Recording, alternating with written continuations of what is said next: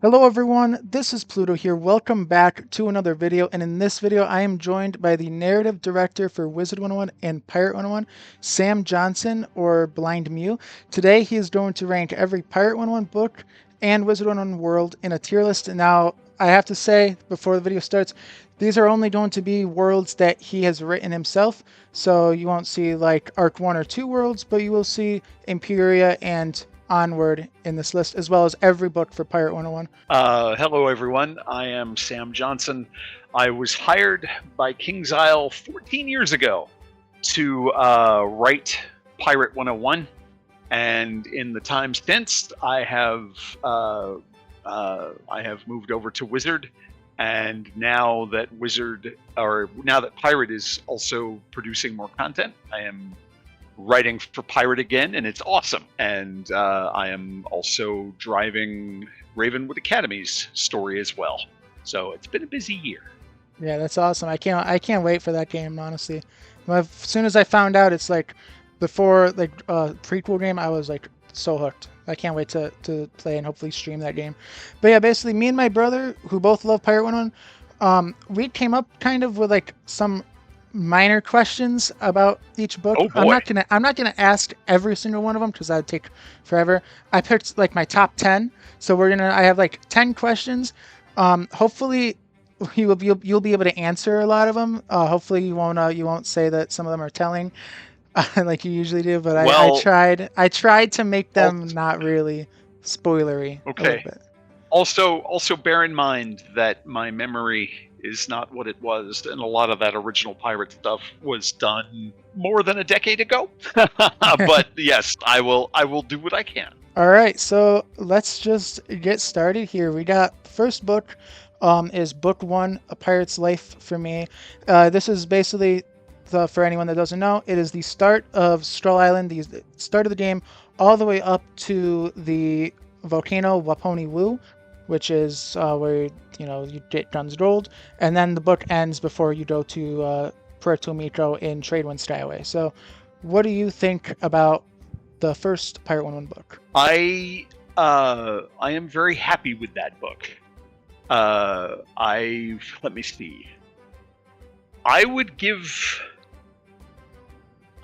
that one a low A. Low A on a tier list. Yes. I think it has a strong start. I think it's very piratey. I think it has a lot of jokes. Yeah, I don't give it a high A because there's a little much that's going on, especially at the beginning, but we have since done our best to try to refine that. But yeah, I think it's really good. It goes into one of my questions I have about this book is, what made you decide that you wanted to change the 3 rat quests, the Trader's Cave quests, from their original, it was they were kind of shorter to like these like longer stories? What made you want to change that? Well, what happened there basically was that they had been looking at Pirate's performance and retention and all of that, and they decided, or rather, they were concerned that basically that we were going too long before the pay gate. That by the time we actually ask you to pay for stuff, that you'd lost interest and wandered away. So they wanted to move the pay gate forward, and they also wanted to mimic the structure of Wizard City in Wizard, where there would basically be 3 big content chunks that you get to go through, one of whom is free and the other 2 are not. And they wanted to put a lot of razzmatazz in them to make them very interesting. And so that is why that stuff expanded the way that it did. And I mean, to this day, I think some of those have the best. One of them, the Floating Dutchman one, has the best art in the freaking game in his cave and his ship. I remember when the call came down to do that, and we started talking. We just let the artists run amok, and they did great work. So I really, I like a lot of those stories, and especially the prawns. I love the prawns. They're one of my favorite things. And I'm only sad that we haven't gotten to do more with them since. I mean, I really love the Marie Celestia, the Floating Dutchman story. I don't know. It's really a hook for a lot of people because I love to watch people that are first trying out Pirate 101 for the first time. They enter that cave. It's amazing. It's just one of the best looking areas. It's just I it's agree. awesome. All right, let's move on to book 2, Tale of the Gold Monkey. So, this book starts in Puerto Rico, and it ends right before Monquista. Basically, as soon as you capture Cortez in the Heart of Darkness quest, that's when the book ends, I believe. Yeah, so what do you think about book 2? See, this is a tough one.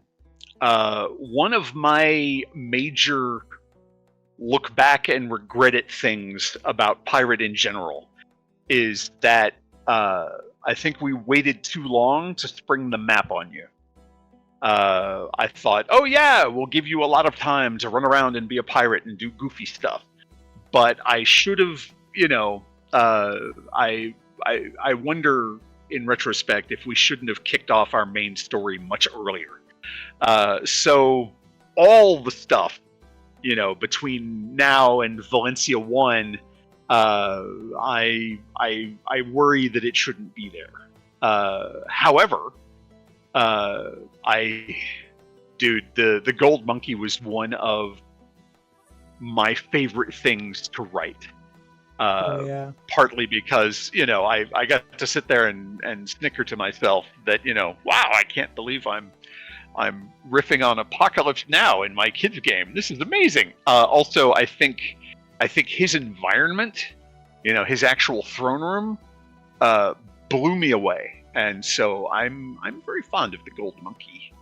I will give it a high B.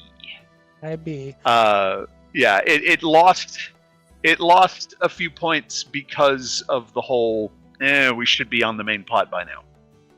See, the thing is with this book, though, what I really like that you do later on is you kind of tie it into like the ending a little bit, where Kane has, he got like the I think as Techosaur data in order to create his map to El Dorado. So you kind of like tie it in, so it's not like a filler book, or I guess you could call it. And also like the whole Cortez stuff in it is like that comes back later on too. So it's like a lot of it is, I feel like you did a very good job in making it actually look like it's a seamless story. Even if you maybe think it's a little bit filler, I still think it's like less filler than maybe some games or like updates that I've seen. I appreciate that. And yes, that was a definite goal. Once we figured out the main through line, we started figuring out, well, if Kane's going for El Dorado, how can we presage that? How can we have you see it and not know what it means? So that when you finally learn what it means, it's like, oh no, that kind of thing. And yeah, the sky wheels of the Aztecosaurs were awesome. One thing I will say, there was something that I tried to do, and it failed. It did not work the way I wanted it to work. Was basically when you got to the Gold Monkey, or not even there, when you got to the Isle of Dune, and you were at the first place where you're working with the colonists and whatnot, and there's that temple over there.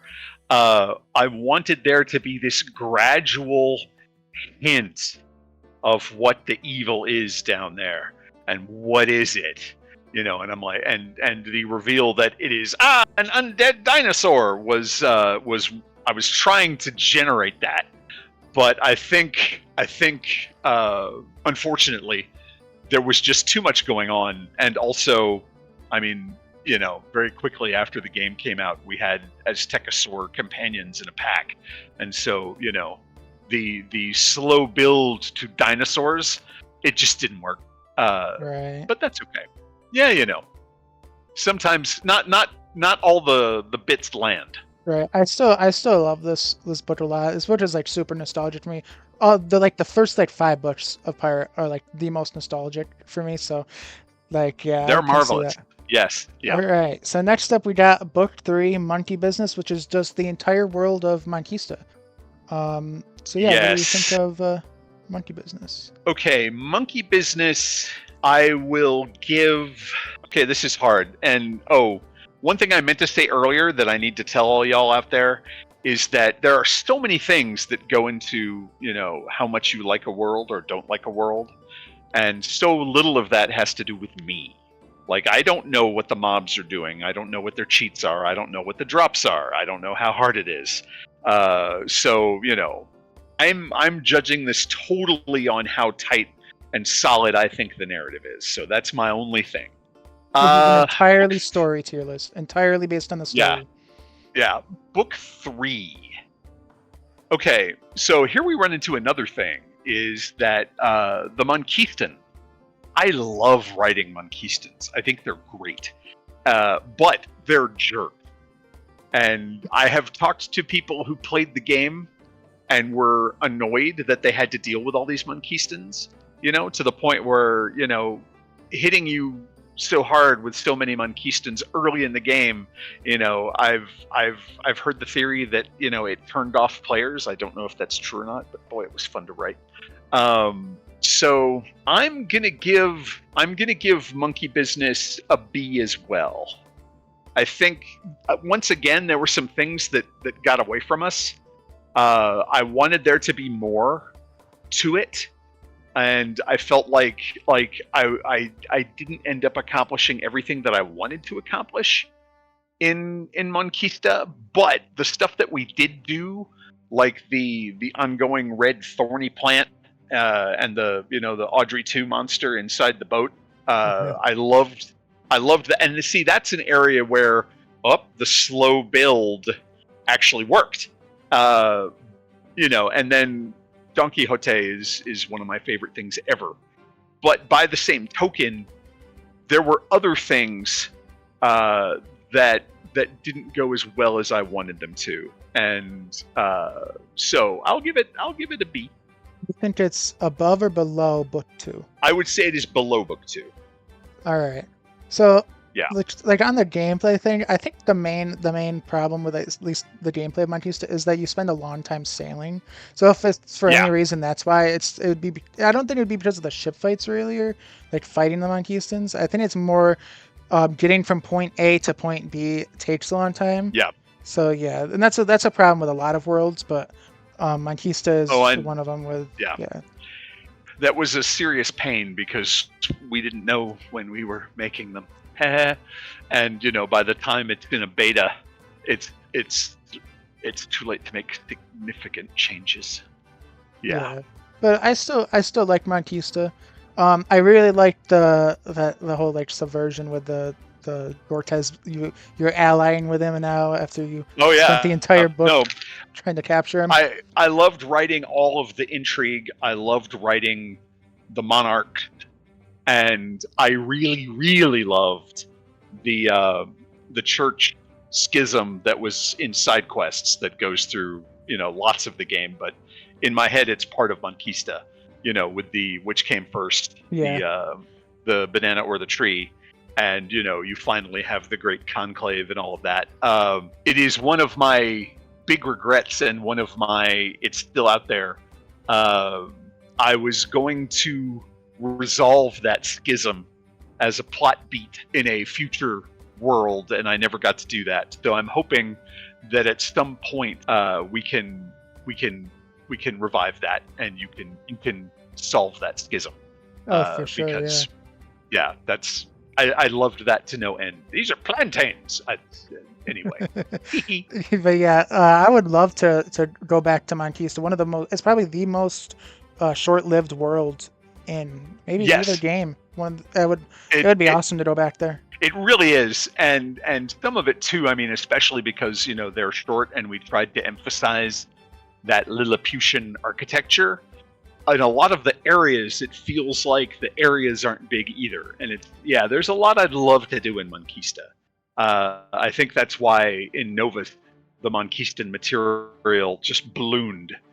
As I started writing it, because again, I love to write them. But they pop up like everywhere. They pop up in Azteca too, I think. I can't remember. Were they in Empyrea? I can't remember. There might have been one or two. I don't know. Yeah. They've made their appearances. Yes. You can tell that Azteca and Pirate 101 were being worked on around the same time because Montistans appeared in it. So yeah. Mm-hmm. Yep, they All were. right. Next book is my personal favorite book, book 4, The Map. So where do you put this one? At the top of A. I love that book for a number of reasons, but the main one was, I realize it's not very long, but I wanted a definite feeling when you were playing through it. I wanted, when you got to Sevilla, I wanted you to be afraid the whole time. Oh yeah, for sure. It's like Han and Luke running around in the Death Star. It's like, okay, at any 100%. Minute we could be totally screwed, and I thought it worked really well. I also thought the reveal of the machine was awesome. And then, at the very end, we meet Fool, and I thought that whole exchange was awesome as well. So, yes, to me, The Map is one of the best books in the game. Yes. Yeah, it also holds two of the best puppet shows. I think the first Armada puppet show and the El Dorado puppet show. I don't know. It just sets up the entire game. This book is just really does everything. Yeah, and see, part of me is, again, it's like, oh, how could I get rid of Cortez? Oh, how could I get rid of Monquista? But looking back, if I knew now if I'd known then what I know now, book 4 probably should have been book 2, but that's okay. We'll get there. I am a sucker for the slow burn. I would say it is my biggest weakness as a writer. Sometimes you just need to kick the narrative and go. But that's okay. And sometimes it works. Like I feel like it did work for the beginning of Pirate 101. I do kind of like the slow burn because it's more. I feel like it's more realistic that like before finding out about like the map and everything, you would have to go on these like adventures or whatever, and that Avery was basically lying to you for like a while as well. Oh yeah, I think it does work. There's so much of that, and again, the goal was to have. Okay, this is the prologue.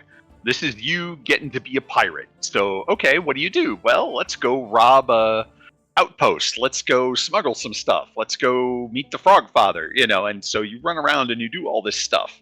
And then it's like, okay, now that we've been a pirate, here's the main story. And I think we waited a little too long. But that's okay. I like what's there. That's why I'm not giving them. That's why I'm not giving them lower grades. I like them, but I don't love them. All right. So the next book is book 5. So this is the very beginning of Cool Ranch. I believe it is up until I think Hidden Valley Ranch dungeon.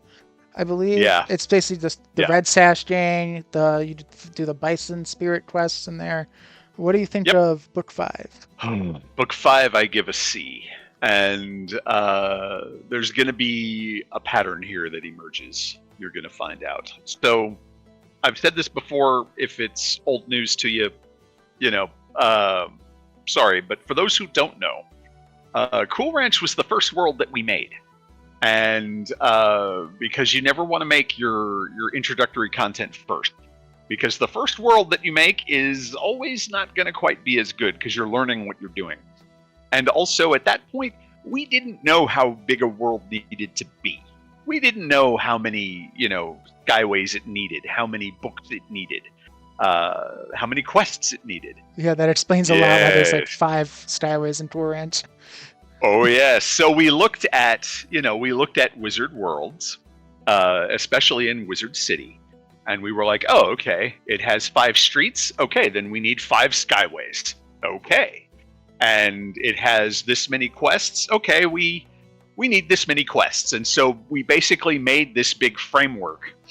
And then I had to sit down and go, okay, so we come to this world looking for the map. Why don't you find it immediately? It's like, oh, well, we learned that it's over here. I'm like, okay, so you go to the next place. Well, why don't you find it there?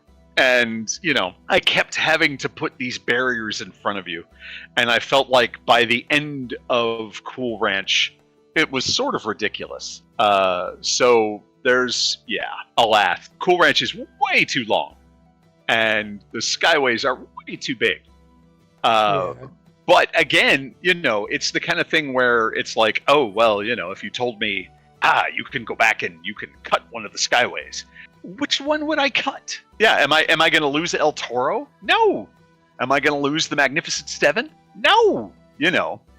So sadly, it is what it is. The world is very large, too big for its own good, but there are really cool parts in it. And sadly, the book 5, the first part of Cool Ranch, I think is the lamest part of Cool Ranch. It very much was okay, well, we got to do something in this skyway, and I got to keep the map away from you, so what are we going to do? And we came up with some stuff. I do feel like it's kind of a little bit of the weaker side of Cool Ranch. I feel like some of the you did very good with what you were given. Like, you had a lot of skyways to fill, so I feel like, I mean, obviously, like El Toro, really good story. I think that anything with Captain Blood was awesome. The whole Mustang Sally story, that was awesome too.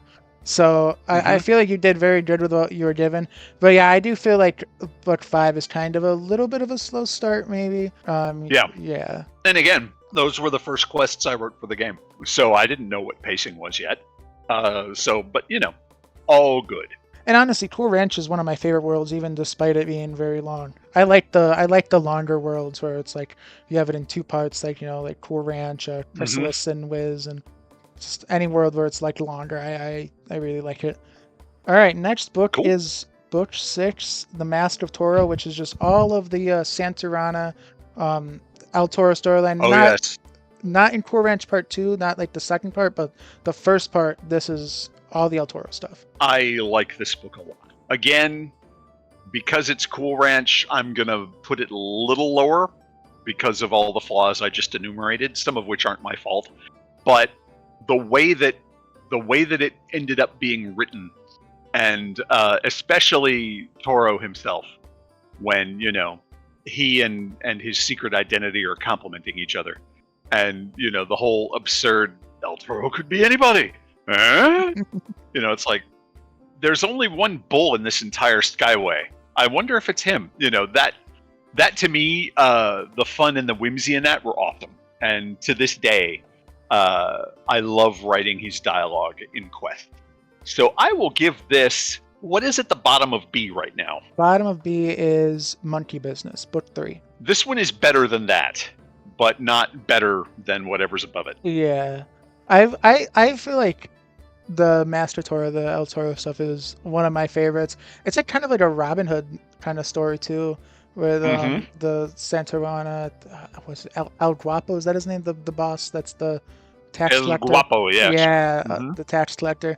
I don't know. I really like the whole El Toro stuff. I like Santa Pollo. The puppet show with El Toro is so funny because he like Friar Clark is like talking about him, and then immediately after he's like, go talk to Don Rodrigo, and he's like, oh, I wonder who that is. It's really funny. I actually missed a question earlier. Oh, I'm sorry. It's all good. That's my fault. I wasn't looking, but I had a question about the map actually, and it was, what made you want us to sail through Dragonspire to get to Valencia? Is there any reason you chose Dragonspire in particular? And I have a follow-up once you're done with this. Well, we knew, basically the idea was, again, I wanted this feeling of sneaking into the Lion's Den, sneaking into the Death Star. So you can't go in through the front door. So you have to go the way that nobody goes because it won't be guarded. And, so we came up with the Avernus Skyway. And, we wanted it to be this hellish place and full of horrible monsters and everything. And then it was actually fairly late in the art process for it that we were like, you know what, this should be Dragonspire. We should drop Dragonspire over there. And we did. So originally the Dragonspire connection was not there, but it fits so well that we just did it. And since then, there was another huge reason for that Skyway to be there, but we never got to do it. So I'm hoping, some of the developments in Arc 2 could give us reasons to go there. And like someday, I would love it if that Skyway were to expand a little bit, and we, an island emerged that we never noticed before. But we'll see if that happens. There's a lot of things that got to go right to do that. Real quick, I am gonna do a spoiler warning here. I'm gonna say something about Cracktopia. The whole the moment Oksana, the new character, said she's from Dragonspire, I immediately thought of Avernus. I was like, that's gotta be endgame there, right there. You have the Skyway, right? I don't know like if it's difficult to make islands or whatever. I don't know like what goes into the design, but yeah, for sure, if you can, if it's possible, that's definitely what I thought of. Yeah, for sure. Yep. There's room there, and it's funny. Dragonspire has been floating around in my brain for a long time. You can see it in the Wizard City Underground, and I've said before that basically the Dragonspire quest content in Wizard is not my favorite. I'm not really a fan of that Wizard world for a few reasons. But Dragonspire as a concept, this world of powerful, militaristic, noble houses with Byzantine intrigue, and they're heavily invested in magic so much that they have their own school. And I'm like, ooh, that's badass. And they're dead now, okay. But what about before they were dead? Did they carve out an empire? Should they have colonies? And the notion of, what if there are survivors of that empire? That has been with me for a long time, and I'm hoping that I will get to do fun things with it in future. Yeah, for sure. I noticed like immediately after the Catacombs and whatnot, it felt like Dragonspire was more like a fallen empire than really what it was before, where it was just like a world and you would just assume it was like all contained to that. Now it feels like they actually had an empire now, and I feel like what could be really cool is kind of like expand, like an empire that expands across the spiral. I feel like that would that's just like a cool idea, because obviously with the I think Dragonspire is based off the Roman and Byzantine empires, right? Yes. So like worlds like Aquila have that's Greek, that's has a lot of Roman ties to it as well. Things like Valencia, even.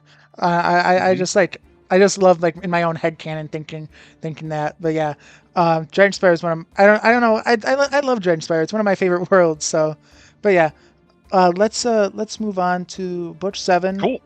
Duck of Death. The Duck of Death. This one again, I liked. I liked the Free Ranger. I liked the Duck of Death. I liked writing for them. But again, if this whole chapter was to fall out of Cool Ranch, I don't think anybody would miss it. And I was very fond of the Bison quest line with all the spirit, the animal spirit. And so again, I think there's a lot of good stuff here. But ultimately, I don't know that we needed it. What's the top of C right now? Top of C is Book 5, Go West Young Pirate. Okay, give this one a C, but put it higher than 5. I could be thinking of a Mandela effect here, but was the Thunderbird puppet show always a part of this book? Because when I played through it, I don't remember it until I like came back to the game and saw it. Like, because I quested through this book, but I don't remember. It was added later. Yeah. Okay. So I was thinking. Yeah. That. There were some refinements to the worlds that we were making, and we saw the opportunity to do it, and so we did it. And I had a lot of fun in that one, implying that it was either, spoiler, Grandfather Spider or one of his kids who made the Duck of Death into what he became. No, that's actually the question I was about to ask. Actually, I was literally about to ask.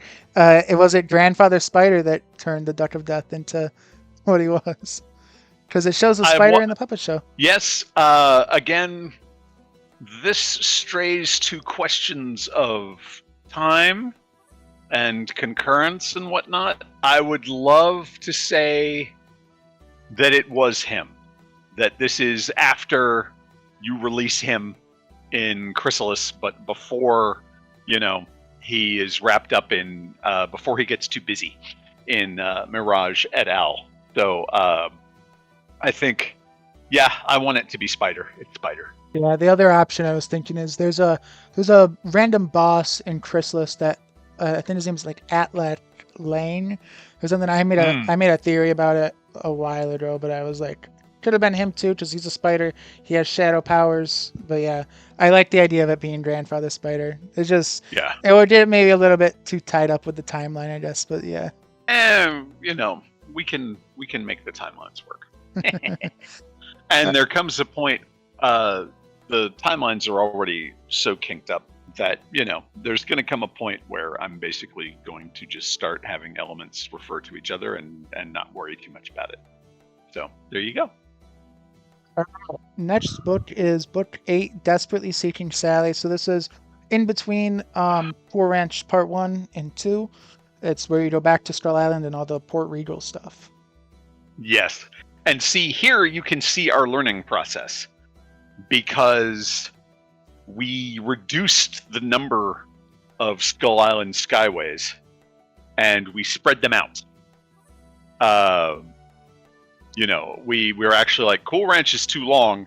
Let's insert a Skull Island to break up the 5 skyways, because otherwise it was just, Cool Ranch, Cool Ranch, Cool Ranch forever. And as well with Pirate Arc 1, or with Skull Island, we were like, okay, I bet we can get by with 3 skyways instead of 4. So let's move the other one into the gap here in Cool Ranch. So that's why all of that happened. Now, in terms of the story, this is the bit that, we introduced. We introduced the Brass Monkey. We introduced Mustang Sally. We introduce Napoleon, and of course we introduce Catbeard. You just described them like Mount Rushmore of Pirate 101 just there. Yeah, I know. That's a lot of good characters.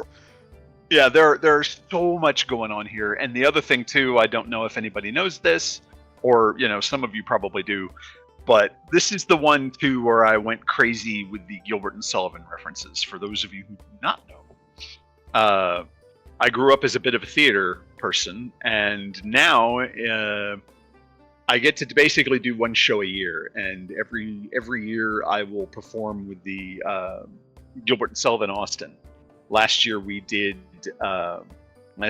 Yeoman of the Guard. The year before that we did the Mikado, and so all of the Gilbert and Sullivan references in here are very deliberate and very straight up, from character names to the guy in the store actually singing, and that guy is me. Do you actually play him? Oh yeah, I voiced him. That's awesome. Yeah. There's a bunch of people I voiced. Oh yeah, I know. I didn't know you voiced him in particular. That's awesome. Yeah, I knew the tunes, and I was like, okay, here, I'll do this guy, and we picked the voice actor for the other guy, the straight man, to him. But yeah, the notion that there are these 2 dudes in the store and one of them always sings and the other one is really annoyed by it, I was like, yeah, this is awesome. So that's what we did with that. And also, this sets into motion my favorite aspect of the entire Pirate 101 narrative, which is that war that you start. And the funny thing too, looking at this one, in beta we had a very interesting incident, something that hadn't occurred to me at all. And it's funny because, again, I had my head in Pirate Land, and I was like, what do pirates do? Okay, they do this, they do this, they do this. And the notion of kidnapping the governor's daughter raised a lot of concerns from the players in the beta. They were like, hey, this is not cool that we're doing this. And I was like, oh. So we did a lot of rewrites and we softened it a lot. And we added Bonnie Ann's really kick-ass moment where she says, "All right, if anything happens to this girl, I'm going to kick your ass." Yeah. And you know, one of the benchmarks that you can use in Pirate is all the times that Bonnie Ann turns very serious. And this was the first one I wrote. I don't remember if it's the first one that actually happens, but I think it might be, where, you know, she steps out and goes, "All right, I realize that I'm on your crew, but I won't be if this happens." And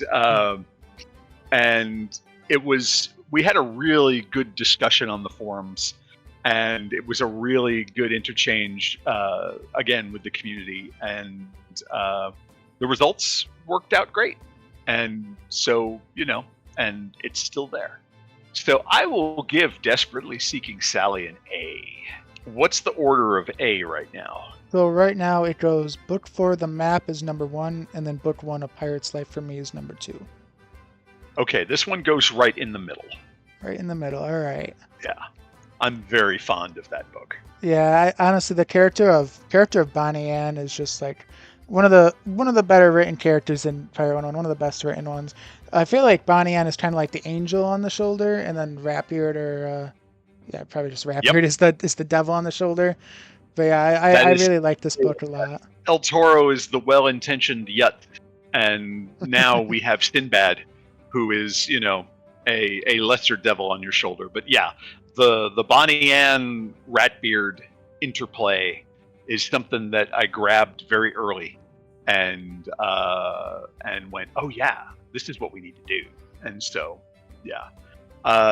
And again, I've said it before, so you may have heard it, but the companion dialogue was something that we came to pretty late.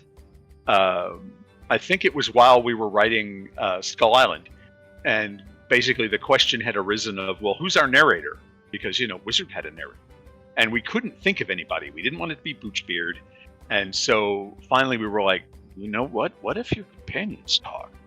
And we went, whoa! And I had already written all the quests for Cool Ranch, so I had to go back in and insert companion dialogue to 5 Skyways worth of stuff, and it was horrible, because, you know, we were already moving, so I had to do it very quickly. But it was so worth it. I, to this day, think that half of Pirate's narrative strength lies in the commentary that those characters give you, and the use that we can make of them. And also, they're really funny. So there you go.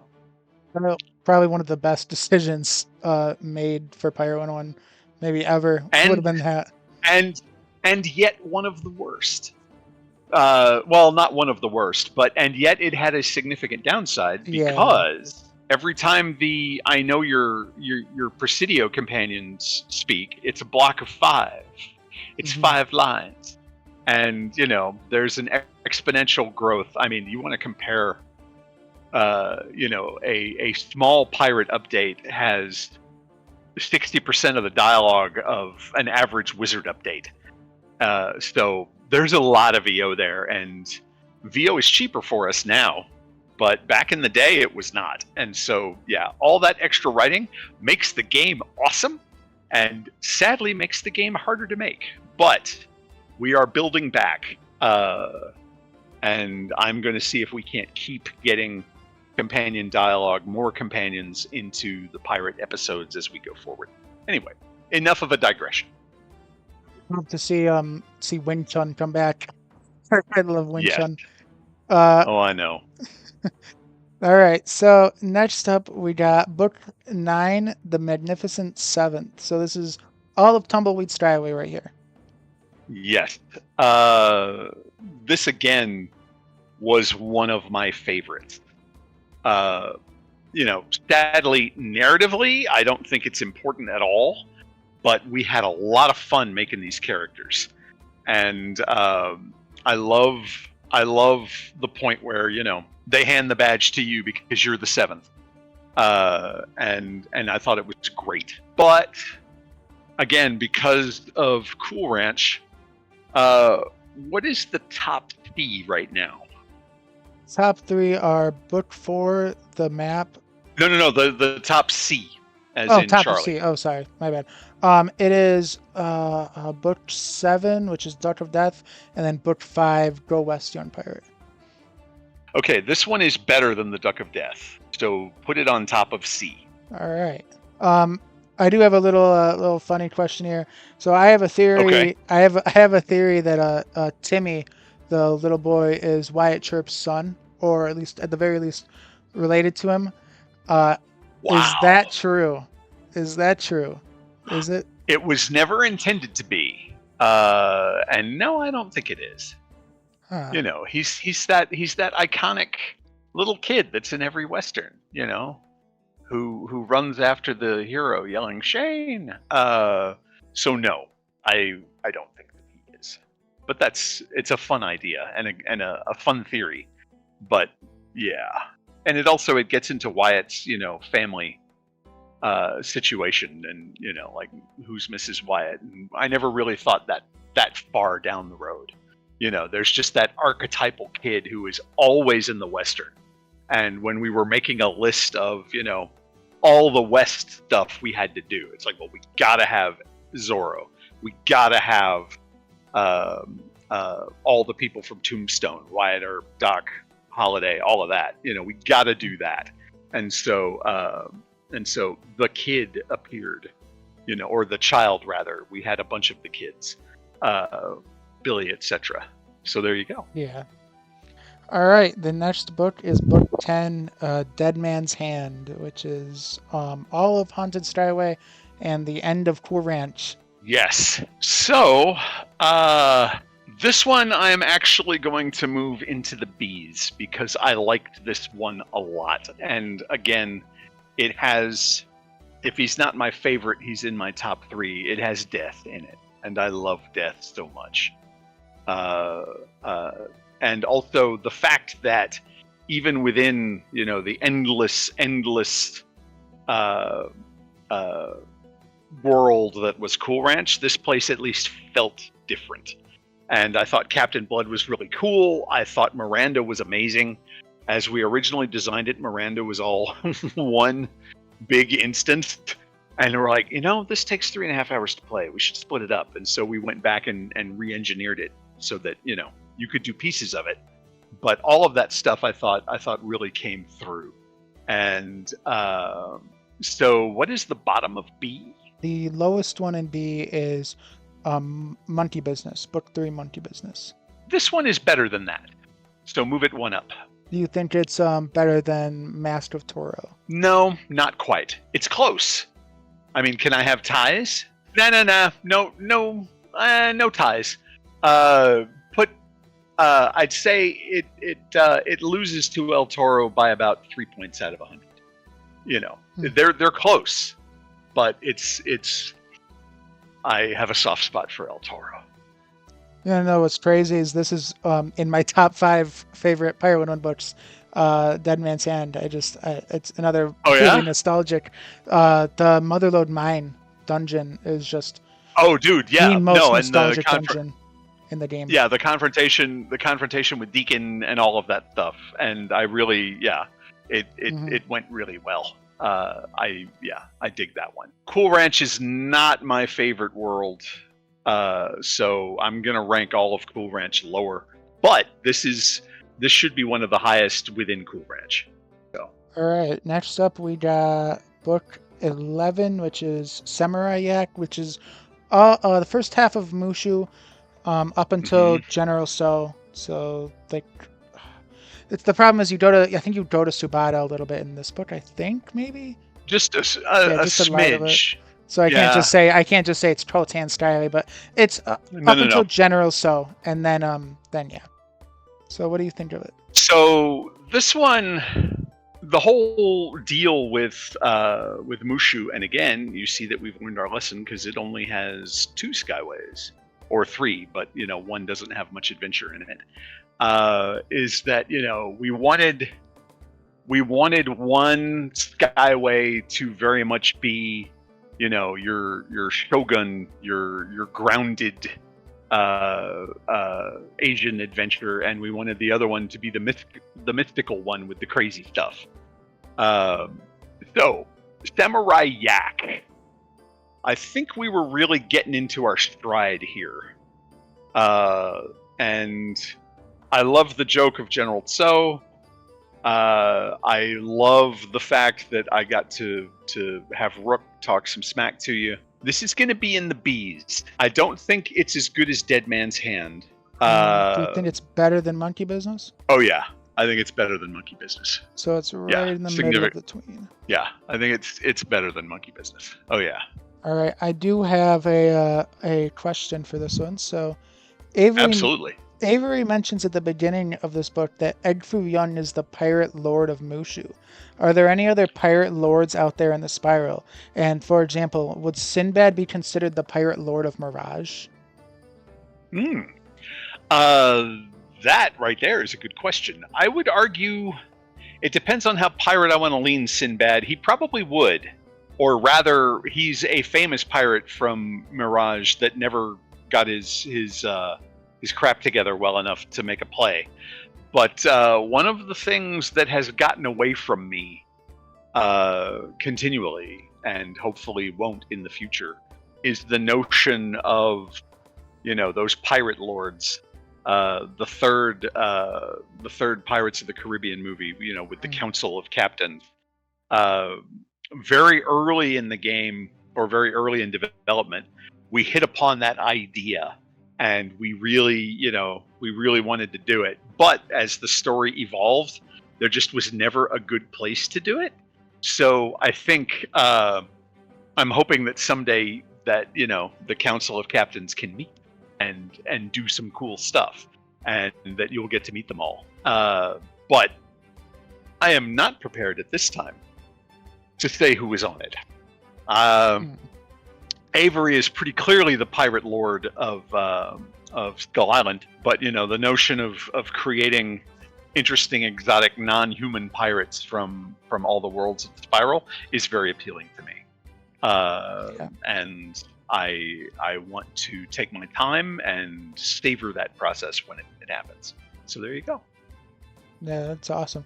The next book is book 12, Crouching Pirate, Hidden Turtle, which is all of the Monkey King, Turtle Balls, Shunzang, the Journey to the West themed book. Yes. Here. Yep. I love this book. I think that it hit a really good tone. I think that some of the quest or the environments in it are absolutely beautiful, and I think it has some really good jokes. It has, my riff on almost all of Big Trouble in Little China, which is great. And yes, and it has Monkey King, and a lot of players I've seen are not that into Monkey King. I'm hoping that it's something to do with system, because I love to write him. He's a lot of fun too. Yeah, it's because of gameplay. Monkey King, they just didn't really give him many powers or anything. Hopefully, Nurse Quinn just got an upgrade. I'm hoping that Monkey King can too, because he's one of my favorites. And I also really loved the turtle and the stuff on his back, and going through the tests on your way to the stage. And that was one where I really sat down and when I was thinking about the elements and what should be guarding them, I made some big asks, and art came through admirably. So I want to give book 12 an A. Do you think probably oh yeah, hit me. Do you think it's better than book 1? Yes, I do. All right, better than Desperately Seeking Sally? Yes, I do. Do you think it's better than the map, which is the highest ranked one right now? That's Valencia 1, right? Yeah. Yep. It is not better than that. All right. That's the number 2 so far. By the way, I don't know if you realized, you do have an entire tier above A as well. You have S tier. Oh, I know. I have S tier. Yeah. Yes. Yes. I'm pretty sure this next one might be an S tier, because you have the Dogs of War, which is all of Marley Bones. Yep. Yeah, and that one is S tier. Yeah.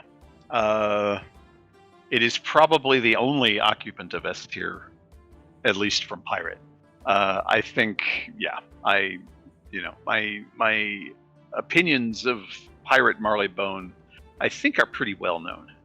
I think that it is the best content I've produced in my career on any game I've ever worked on. I think it's the best thing in Wizard or Pirate. I would stand it up against story content in any MMORPG. And sure. so, yeah, that's my thought there. And yeah, honestly, and to me, my favorite parts are actually the side quests, or not the side quests, the promo quests. The promo Bonnie quests are Ann's great. especially. Yeah, Bonnie Ann's especially. That hurt me to write, and that's how I knew it was good. But this book also has my favorite joke in the entire game in it. What's the joke? What's a piston? Oh, is that from the War Golems, right? No, it's when you're gonna blow up the battle station. Oh yeah, now I remember. Yeah. Yeah, and Gracie does this huge explanation, which I played with, and did some research, and it actually made sense. And it's like, oh, we dig up that piston, we do this, we do this, we do this, we do this, and then it blows up. Got it? Did you get any of that? What's a piston? Yeah, I was like that. I don't know why, but that bit fills me with delight. It's always fun having like super smart characters when everyone else like doesn't really know what's going on or is like ignorant. Oh yeah. That's why Gracie's one of my favorite characters. Mm-hmm. But yeah, yes. I would say Marleybone is one of the best written books. I mean, my personal favorite's the map, but I think Marleybone is a very close second to me. I love Marleybone. Okay. I respect that. It makes me want to see what Wiz Marleybone could have been, with like your writing and like the graphics and stuff. Like, it makes me want to like a lot of it. Yeah. What it's funny because I couldn't quite do Wizard Marleybone. I didn't want to do Victorian England because, again, we are Age of Sail, Mm-hmm. And so I was working with the art department, and I was like, what if we did Dickensian England? And they were like, oh yeah, we could do that. And yeah, to me, the whole thing about Marleybone is it just felt like everything came together. The writing was great. The world is not as long as the other worlds, but I don't feel like it's missing anything. I think it ended up tight, and so writing it was a wonderful experience. And then I think the art, especially the hub, just came together brilliantly. It's like the stars lined up, and every aspect of it was fantastic. Yeah. I especially like the ending with the tie-in to Wizard where Meow-Yardy is in the glass house. That's like one of my favorite Pirate101 moments ever. Just right there. I don't know. That's just an awesome moment. And then the trial, the Capier trial. That's just an awesome. Like sometimes like having dialogue for like a long period of time, it can be a little slow. That trial keeps you engaged the entire time. It's just really fun to listen to. I love it. It's tough, and that has actually been a challenge that I've faced since I got here. Is the whole how much dialogue is too much, and I started from a very fearful place, but then there would be parts where we would have to do a lot of exposition, and then your companions started talking, and so I try not to have many scenes that are dozens of lines of dialogue. But yeah, that's one of the ones that wrote itself. That was marvelous. And so I, every time we put out a huge scene, I'm like, I hope it's not too much. And I have never hit that limit yet, that at least I know of. I presume the people who don't care about dialogue are skipping through it anyway. But when we got the note that the end of Empyrea 2 could have been longer, I was very satisfied. because I was like, because we had been very, very cautious about that bit. But anyway, all right. So I do have one question about Dogs of War. So the pirate starts the war in Desperately Seeking Sally, and he basically frames the Armada, right? But Kane knows that the pirate was the one that framed them. But Kane obviously doesn't try to make peace with Marylebone and plans an invasion of Marylebone. So did Kane have an ulterior motive in continuing the war, even though he may have been able to like make peace with Marylebone?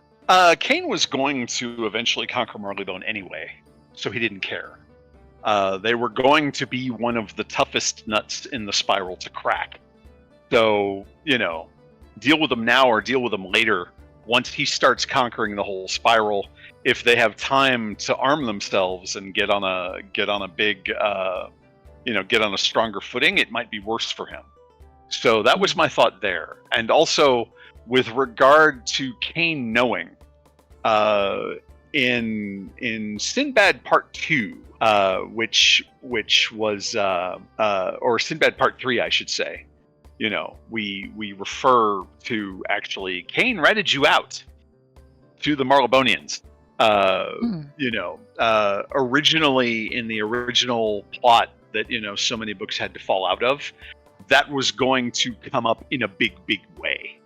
That pretty much, the way Valencia 2 originally was going to be. Valencia 2 originally was going to end with you smuggling Gazpacho out of Valencia and hiding him in Skull Island. And Kane's retribution for doing that was going to be turning Marylebone against you. And so, we can't, we did not get what we wanted there. But, I preserved the idea and I dropped it into the current story. But yeah, Kane knowing and was a big deal in my head. And yeah, I had a big setup for it, but it didn't work. And so there you go. Right. So the next book we have is book 14, A Funny Thing Happened on the Way to the Cyclops, which is all of Aquila. Wow, it's all of Aquila? Okay. Yeah. So Aquila is huge. It's probably a little too big. However, I think it has some amazing bits in it. The Trojan mouse and all of that stuff. And I got to sit down and I can do the Iliad and I can do the Odyssey, and I did it, and it was great. And there were so many little parts of it that I loved. But on the whole, I think it is a little too long.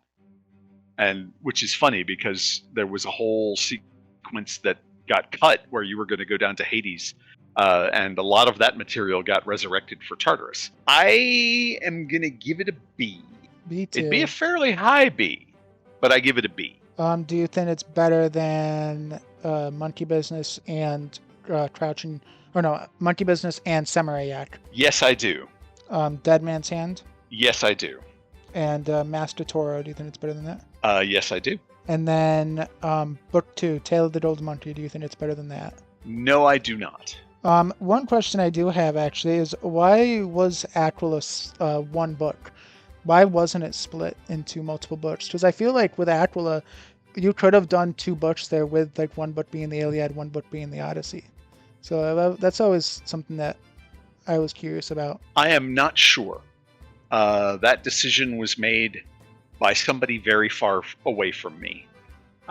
If I had to guess, I would say that it probably had something to do with the fact that both of the halves, the Iliad half and the Odyssey half, went to locations in both skyways, Mm-hmm.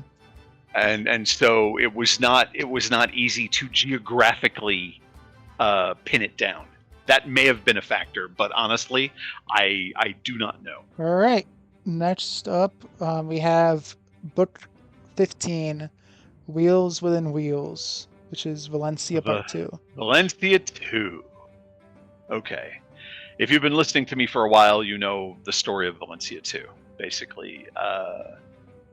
I was told that we weren't going to continue big updates for Pirate, and I was told to basically, I already had a full script for Valencia 2 that was easily 30 to 50% longer than this one. And I was told, okay, you only get this much plus what's already been built, which was, maybe half of the art it would have needed. And when we're done, you have to be happy with where the story is left off. If we never do another Pirate update again, you have to be happy with it. And I was like, damn, good thing we're going to Valencia, because we can fight Kane and we can end the game really, really, really fast. And so, yeah, I got to make that. And it was a very horrible experience. And it is, in many ways, it is some of the worst content I have ever produced, because it was done in great haste, and because so much stuff was just resolved instantly, or set aside, or done with too much exposition, or whatever. So I am gonna give this one a D. Even though, even though from a certain point of view, that is it is miraculous that it emerged as it was, given the constraints that I was working under. I consider it a triumph that a coherent story came together. With what you were given with Valencia 2, I do think you did a pretty good job of wrapping things up. Even if it did feel a little bit rushed, I do think that you did a really good job, and I think that a lot of the Kane stuff, like at the end, is it's some of my favorite content. But I do wish we had a little bit more to explore it. But you did do a good job. I don't think I would put it the lowest. I would probably bump it up a little bit higher. But yeah. No, I'm gonna keep it down there. For one other reason too. I made a huge mistake with the parents' ghosts at the end. I should never have done that. But I was hyper paranoid about the future, and so I did it that way.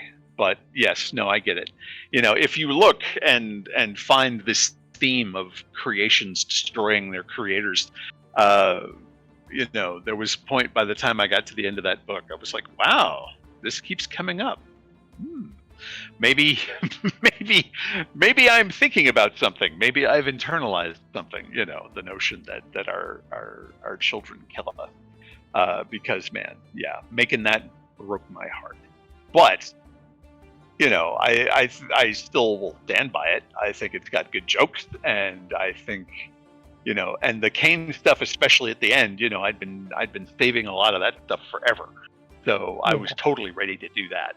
And and ending it with the chessboard fight where you get everybody, I think was a very suitable climax. And again, the machine was an awesome place to end it. I was very lucky that Valencia was the next world we were doing. I got just enough new art to the machine was one of the main pieces that I had to get. It was the biggest piece, but we had a great climax there. So I can't rate it too much higher, simply because there's so much in it that's so clumsy, and it may not even be my fault, but it's clumsy. So there you go. All right, and then the last Pirate101 book currently is Arc 2, Book 1, New Voyages, New Adventures, which is Sinbad Part 1, all the way up to Krakatopia.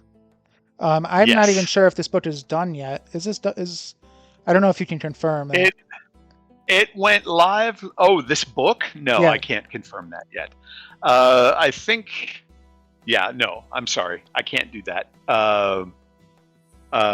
I'm an episode or two ahead right now, not in writing, but in having stuff in my idea space. I know where we're going eventually, and I know where we're going immediately, and then after that it gets fuzzy. The 2 episodes from now might have a good enough ending that it could qualify for a book ending. And also by then, I think we will have stoked up enough quest material to where it will feel like a book.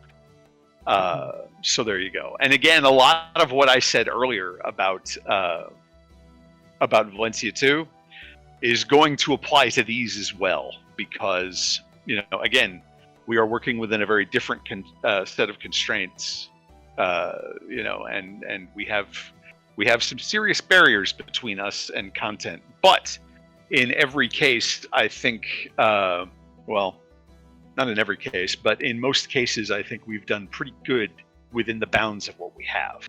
So these guys, I'm going to grade a little bit on a curve.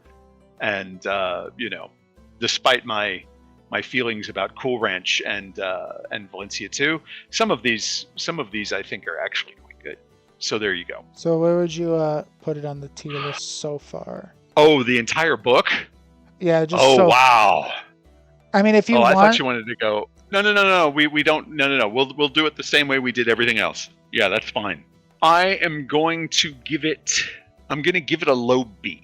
Low B. So is it what's at the bottom of B? Book 3, Monkey Business. Yeah, put it below that. I think Tartarus and Zigzag, from a narrative standpoint, are very strong, and I like them a lot. But I think that prologues part 2 and 3 are just taking up space because we were figuring out how to even make these updates.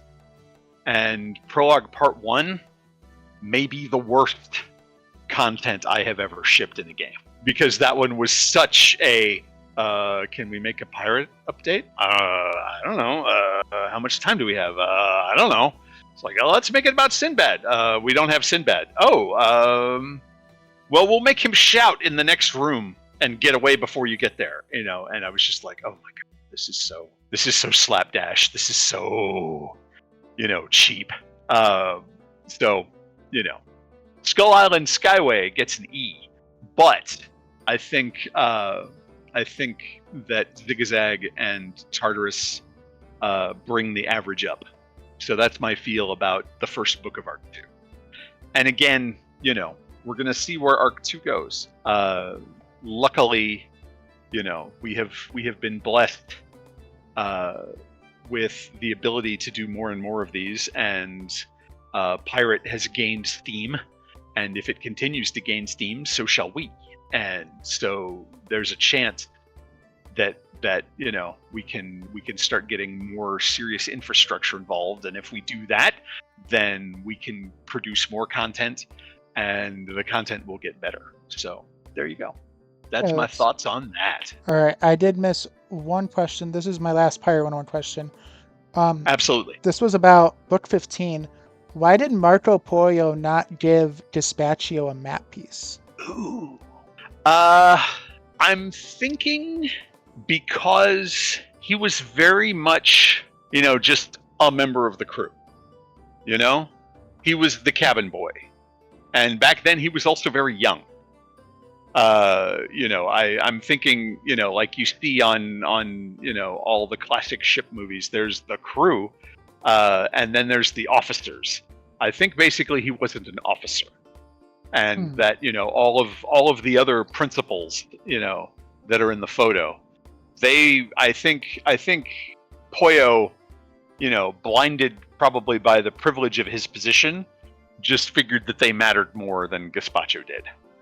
Because Gazpacho's whole deal with him finding those pieces and taking them away, you know, I don't think anyone was really paying attention. Yeah. So, you know, I don't think he came off as momentous. So there you go. That's my thought on that. All right. Now we have the Wizard101 worlds, which is, first one is Empyrea. So do you want to do both parts of Empyrea or just part 2? I want to do both parts of Empyrea because I did both parts of Empyrea. Oh, okay. Basically, I was brought in where we were halfway to an asset list and we had a bunch of thoughts. And I had to finalize the outline and basically carry it all the way to fruition. So I'll do Empyrea 1. Yeah. Empyrea 1, I am going to be very hard on. Because there are parts of Empyrea 1 that I think are pretty good. But there are also parts of it that just did not land. I think I was trying to find my feet in terms of pacing, and I think I'm not sure where the decision to split Empyrea into two was made. It was made before I got there, and so we knew about these chains and everything, and so we decided that we'll just split them up. And then there were ideas about zones that had been created, and so some of the zones I got to think up with my writers. We got to brainstorm, but some of them were already locked down, and so there's a lot of Empyrea 1 that again I think could fall out of the game and you wouldn't miss it. Also, as I'm wont to do in Pirate, I go huge on the references, and Empyrea 1's references may have been a little too much. Maybe. A lot of Star Trek and Batman. Yes, there's a lot of Star Trek and Batman, and I think if we had done one of them to the nines or the other, that it would have been better. But we did both of them to the nines, which is a shame. The Batman thing in particular felt weird to me. It didn't feel as grounded as the Star Trek references did, because the Star Trek references, hey, we're taking a ship, we're going there, it's going to be great. And so I'm like, okay, explorers, sure, let's do this. But it's like, well, why don't any of these Batman villains have anything to do with bats, and stuff like that. And then I think the dwarf worlds, when I visualized them and wrote them, I think that was Crucible. My eyes were much, much bigger than my stomach, and I really set out to do some interesting stuff, and for a number of reasons it just did not work. I was getting used to what I can do in Wizard versus Pirate, and so yeah, Empyrea 1, there were parts of it that got away from me. So, but the cliffhanger was awesome, and there are individual jokes in there that I think are awesome. But I'm going to give it a D for David. Do you think it's better than Valencia, or better than Wheels Within Wheels? Yes, I do. All right. I didn't realize they were all going to be on one list. Okay. Cool. Yeah, and I'm doing. Oh no worries. No worries. All right. So that's Empyrea Part 1. Do you want to talk about Part 2? Or do you want to just maybe rank them in the middle, meet them in the middle for it then? No, I will happily talk about Part 2. Part 2, I think I had gotten a lot of the kinks out, and Part 2 I think is much better. And again, it feels like there's a lot of ongoing tension.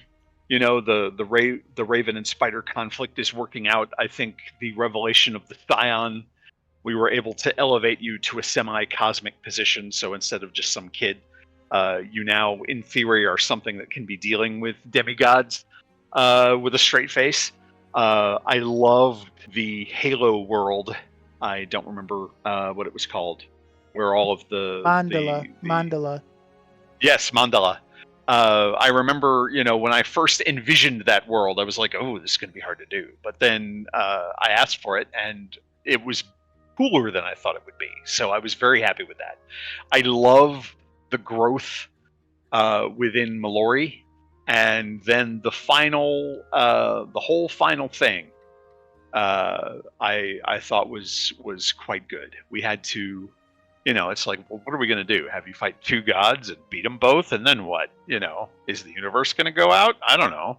And so having that peaceful resolution, but then giving you a huge thing to end on, and naming you, light and shadow. That's weird. And so, you come into your cosmic identity there. I think Empyrea 2 was really good. I think, again, but for the chain breaking, we could have easily crammed the critical parts of Empyrea into one world, and it would have been really kick-ass. But as it is, I will rate Empyrea a low A. All right. So I only have one image for Empyrea, so I'm gonna try to meet it in the middle, like Oh, between parts okay. 1 and 2. Um, so where would you Then put it in the middle? give it a low B. Do you think it's better than New Voyages, New Adventures, which is Arc 2, excuse me, Book 1? Yes, And what I about do. Monkey Business? Do you think it's better than Monkey Business? Yes, I do. And then the Crouching, or no, sorry, I keep confusing that one. A Samurai Yak. Do you think it's better than Samurai Yak? Uh, no, it can stay right there. All right. Now we have the Catacombs or the Wizard City Underground. I love that one. I will rate it an A. Better than Book 1 for Pirate? Yes. Better than Desperately Seeking Sally? Yes. Better than Crouching Pirate, Hidden Turtle? Yes. Better than the map? No. All right, I was gonna say I like the Catacombs, but I don't know if it's better than Book 4. No. But I do think the underground. I do think we did some really cool story stuff there, and this was our first attempt to get a little really strange. When you end up talking to the hologram of the Dragonspire guy who realizes he's a hologram, and all of that stuff, I found that really wonderful. Also, again, as I said before, I love Dragonspire as a concept. So building on their background and giving them more of a role in the world and in the history, I really loved that. I loved adding druids to the mix and the imprisoned beings at the bottom who you have to go track down through the ley lines. I was very fond of all of those too. Yeah, that was really cool. I like that we go to the throne room, Duomo in Valencia. I really like that. Yeah, That was that awesome that you're was able to import that. yep. And I hope that we can go to Valencia someday in Wizard, straight up. But we shall see. Anyway, That'd be awesome. Next up we have Karamelle. Karamelle. Okay, now we're heading into Arc 4, and so I know from what I have seen on YouTube and elsewhere that Arc 4 is divisive. That there are folks who haven't liked Arc 4 that much, but I am going to stand by Arc 4. My first goal was to do something different, different and cool, and I think with the Nothing and Dazein's whole storyline, I think we achieved something really cool and very different. And so there you go. I am going to rate Karamelle an A. Do you put it above Book 1? Book 1 Pirate? Yeah. No. So bottom of A. Bottom of A. Mixing Pirate and Wizard is a little weird, but I will say that people have knocked Karamelle because they think nothing happens and it's pointless to the arc, and it's not pointless to the arc. Again, I'm a sucker for the slow burn. There's stuff happening, you just don't figure out what it is until the very end. The thing that I loved the most about Karamelle was the atmosphere that we were able to create and change that atmosphere to have you go from Disney World to 1984 and just the sinister edge of consumerism while dealing with hamsters with very silly voices. I loved it to bits. And it may be a dad joke, but the whole notion of the guy named Von Trapp has invited us to this meeting with the Cabal. Gee, I wonder if it's a trap. And no, it's not a trap. I like Karamelle a lot. I think we made a lot of really good jokes, and I think we achieved a lot of stuff. So there you go. I do think Yeah. Caramelle is a really well written world. Yeah, we had a lot of fun. I do have a question about Sure. Caramel. So, before Caramel was released, there was a theory video made, like before Arc 4, that connected the Nothing to the old one in the Pirate puppet shows. So this was before we even knew anything about Arc 4. So Hmm. was that your original like plan, or did like a theory video sway you to go into that direction? Because I remember when I first watched Test Realm for Caramel, I was like, whoa, that was like literally like that theory was right. It was completely right. The Nothing was Uh, old one, kind of. the Nothing did get linked to the old one. I have to say no. That was not the origin of that idea. What Huh. we did was we wanted Arc 4 to one of the things we were aiming to do was wrap up the conflict between the Arcanum and the Cabal, because we've done it so much. Okay, how many more Cabal lieutenants do we need to meet who are idiots? So we sat down and were like, okay, so the honcho, the chief of the Cabal, needs to meet with us. Who the hell is that going to be? And we're like, oh man, who is cool enough to be the head of the Cabal? And we scratched our heads, and I don't even remember who said it, but the idea of what if it's Cthulhu Lincoln? And we were like, oh dude, because again, the Cabal, they lurk in the shadows, they hide throughout history and watch everything. So in Pirate 101, Cthulhu Lincoln is watching everything, and we just loved it from there, and it just went on and on and on and got silly, and we decided. Over time, we decided basically our conception of the Nothing changed a little bit, and we realized that we were going to need a way to communicate to it and relate to it, so that it was going to need a visage and a body. And so we were like, oh, okay, well, what if he ate the old one and sort of became him? And we were like, oh, that's dark. Yes, let's do it. And when we first put that material out before Lemuria, everyone immediately went, or we had people in the studio go, dude, that's really dark. So we toned down the language a little bit to make it less dark, and as a result, a lot of people did not get that that's what was happening, and the exact nature of your invisible buddy, the old one, and again, a lot of what he says is very confusing. So sadly, that was like one major plot point that people who don't like Arc 4 tended to not get, Yeah. which is a shame. But no, the notion of actually bringing Cthulhu Lincoln into either game was too delicious for me to pass up. So that is how that process happened. No, that was I really liked that decision to do that, because I Yeah. literally watched the theory video on it by Kyle Icefield, who actually made the video, and I watched that video and I was like, that's such a good theory, because it was basically the El Toro puppet show. Um, Friar Clark, or I think that's his name, goes, "How Prior can you Cluck. fight?" Yeah, Clark. He Yeah. goes, "How can you fight what you cannot see?" And then the old one pokes out immediately after he says that in Yep. the Toro costume. So he basically said, "Oh well, what you cannot see, does that mean he's the Nothing?"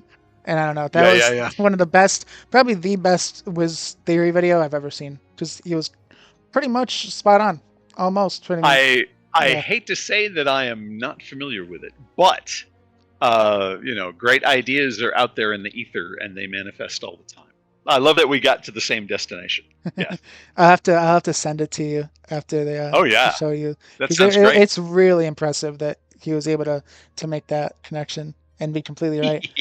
But yeah, next up we have Lemuria. Yes. What do you think about Lemuria? Oh, there is so much about Lemuria that I love, and there is also a lot about Lemuria that I feel like got away from us, which is a shame. But I think it was my idea to do pulp heroes instead of superheroes. One of the reasons was that I thought it would be less likely to get us sued, but also.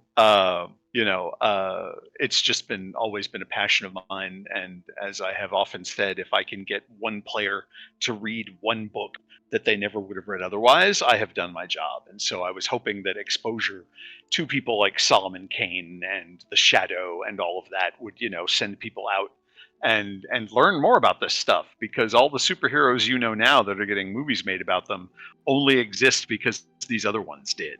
But anyway, so the notion, of the old one having had an ancient plot that he was working on, et cetera, et cetera, et cetera, I found very compelling. And the notion of a patchwork world where we could, go to vastly different places, I thought was pretty cool. And then the heroes that we chose to lampoon, I thought were great. And I really like a lot of it. But alas, for every shadow and bantam we have a Centarzan who was funny, but Tarzan deserves so much more. And I just feel like there was a lot that got away from us. I think Heap is one of the most beautiful and interesting wizard zones ever created, and I love the Shadow as a non-pugilistic crime fighter, especially because the original Shadow is grim and dark and twin 45s blazing, and her entire notion of maybe there's a peaceful solution to this. Have you considered X? I thought that was great. The bit where the in the Heap where the enemies are like, we have to get you or whatever, and the Shadow's like basically their therapist, and it's like, Yeah, exactly. That's awesome. That's one of the funniest bits in the game. Yeah, I thought that was really fun. And then but there were other bits, like I got to write Conan in the form of Mandar, and but I think I may have written Conan a little too much as Robert E. Howard's Conan and not the Conan that exists in popular culture. So, it was not as awesome as it could have been. And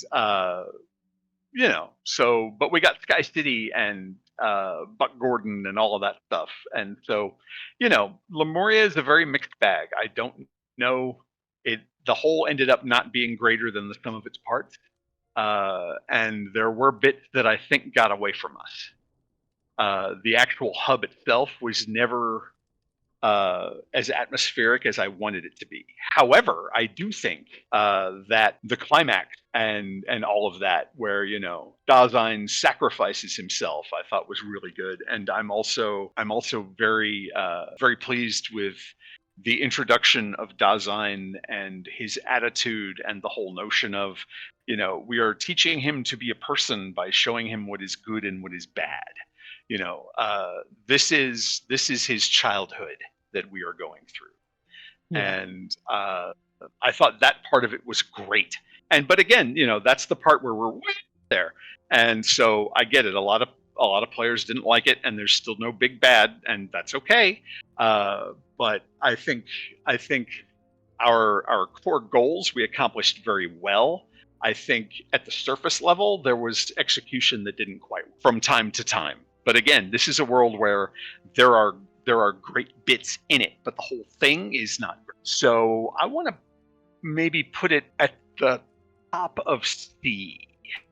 What's there now?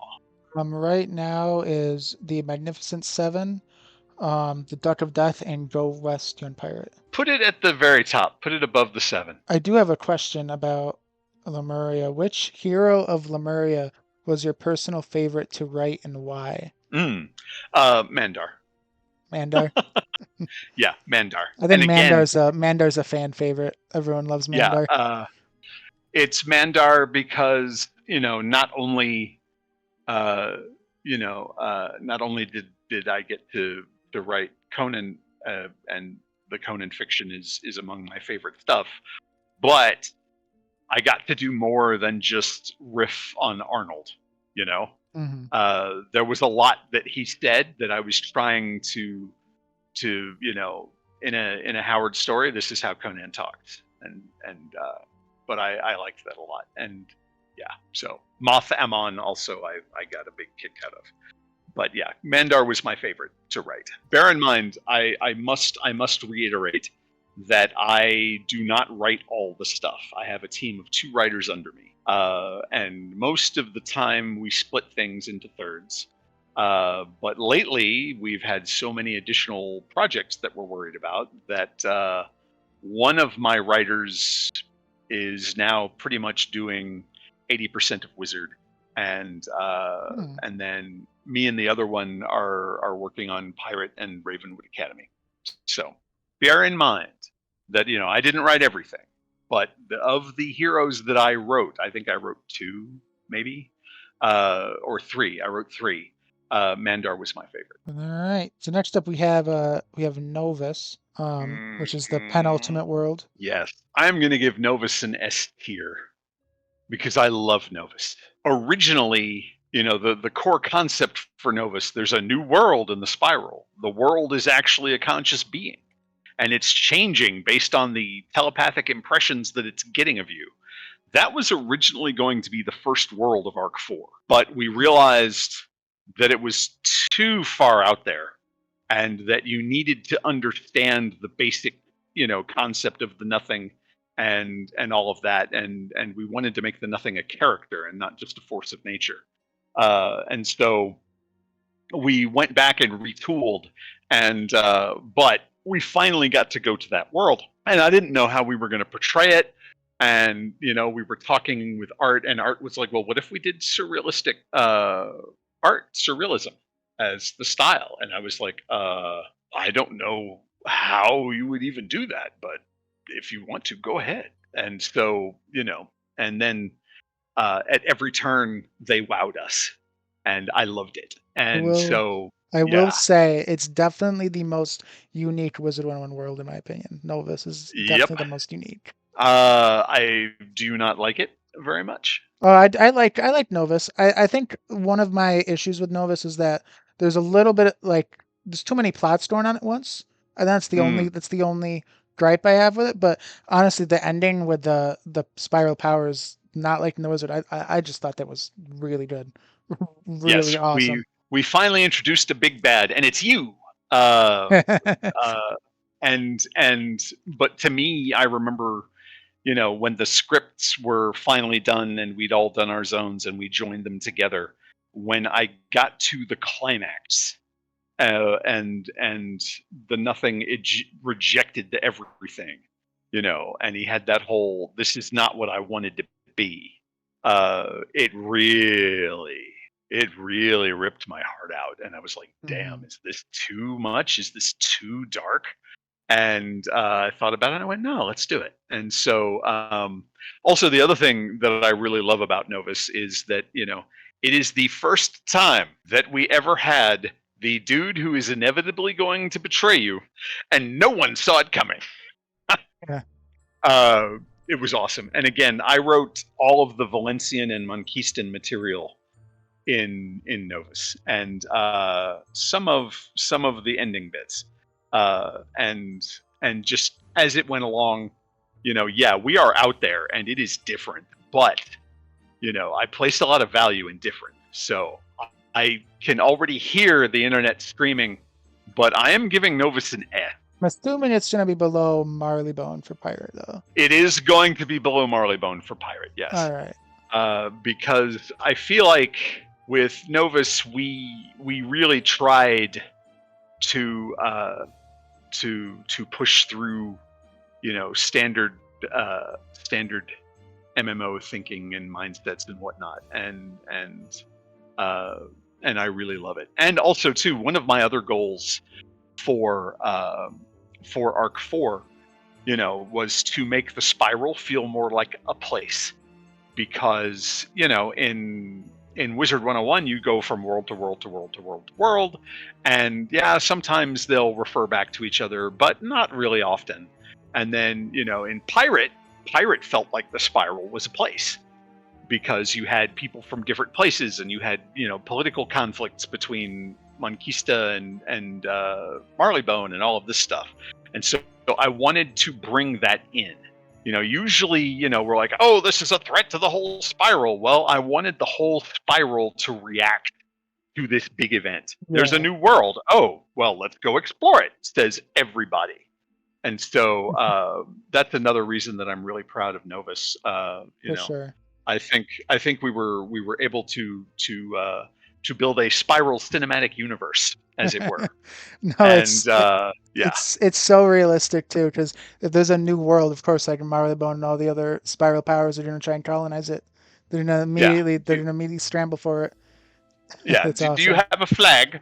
Yes. Do you have a flag? So there you go. I love Novus. I think Novus is great. All right, and then the final world we have is Wallaru. What do you think Wallaru. of Wallaru? Not as big a fan of Wallaru. Oh, I was gonna say, I guess you can consider the ending of Wallaru a part of it, even though Oh you yeah. go back to No, Novus. I consider all of that. Yeah. Okay. And I enjoyed the ending, and I loved having the heroes of Lemuria come back, the League of Extraordinary Personages. But there were things about Wallaru that I thought were really good. It's got some really good bits in it. And there were things about Wallaru that I thought really clicked. But also, we faced some deficits in that, this whole story is about, sorting out Dasein, but Dasein, has rejected us. So what do we do? And it's like, well, should this just be Novus Part 2? Because Dasein is a world. If we're going to solve this problem, shouldn't we solve it there? And we just went round and round, and I think we may have overreacted to the reaction to Novus. And so we decided to very deliberately go conventional and go grounded and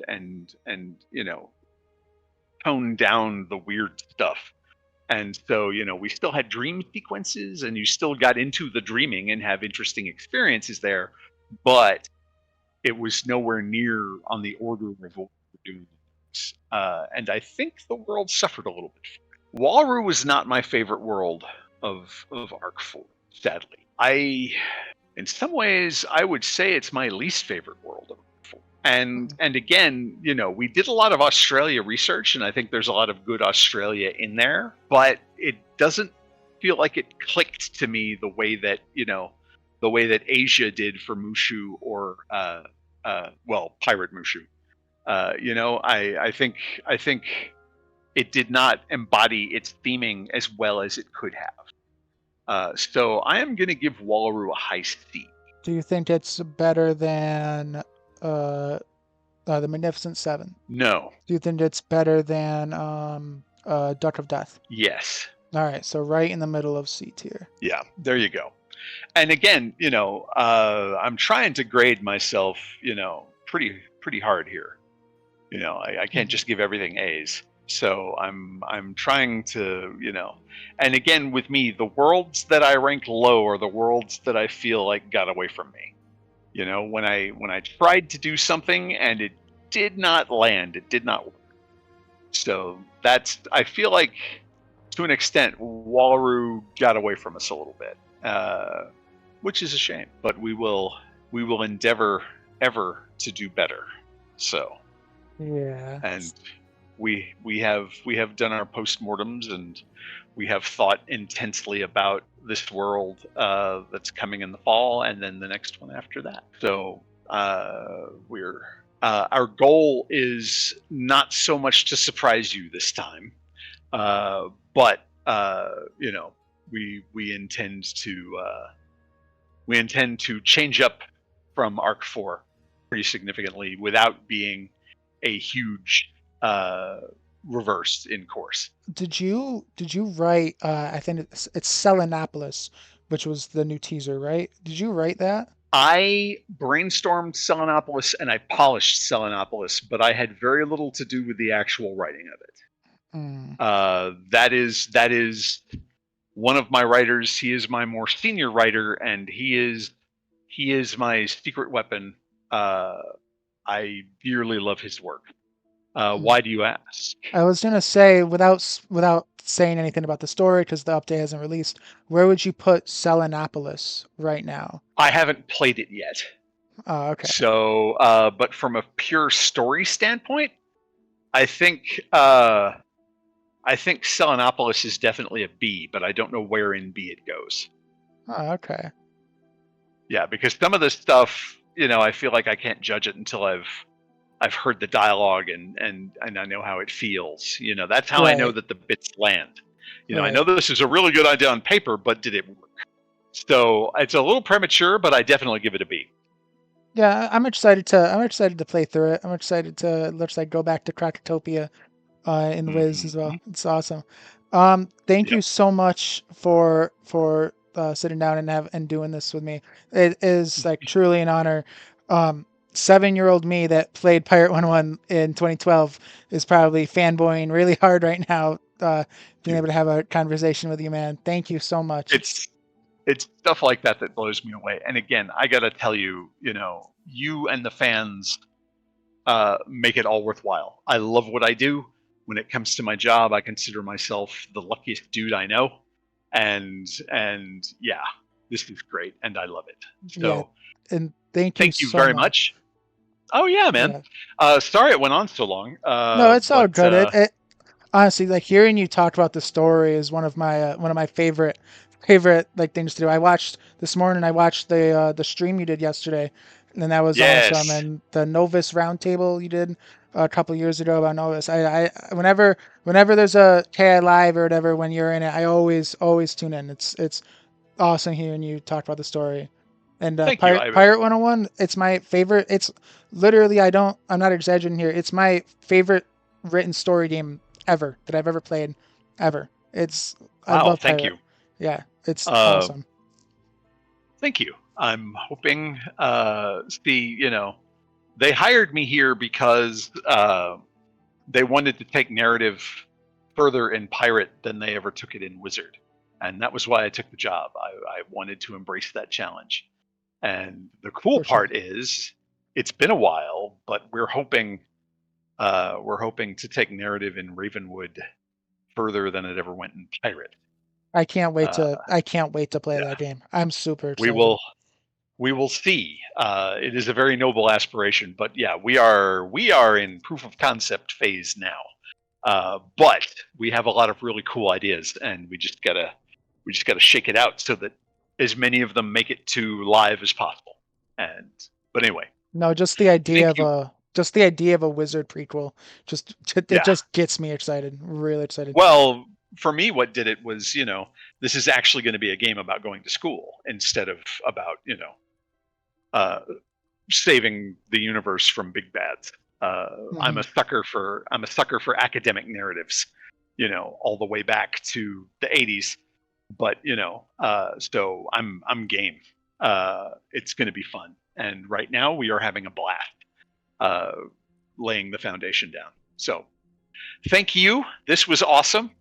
And someday we will do this again. And I can't wait to see the comments and how wrong I am about everything. Uh, but it's going to be fun. Anyway, No, this uh, will be uploaded tomorrow afternoon. I have to tweak a little bit of do like some editing, do like maybe a couple cuts, but like I where there's understand. pauses. But yeah, but I'll try and get it up tomorrow afternoon. At the latest, it'll be up Thursday. The very latest, it'll be Cool, Thursday. But yeah, sweet. Well, ping me whenever it is. Ping me. Cool. of All course, right. of course. Thank you for just sitting down and doing this with me. It's an honor, like I said. Everyone, make sure you guys like and subscribe. It helps me out a ton and keeps me motivated to keep making videos for you guys. And I'll see you all in the next video. Have a good one, everyone, and goodbye.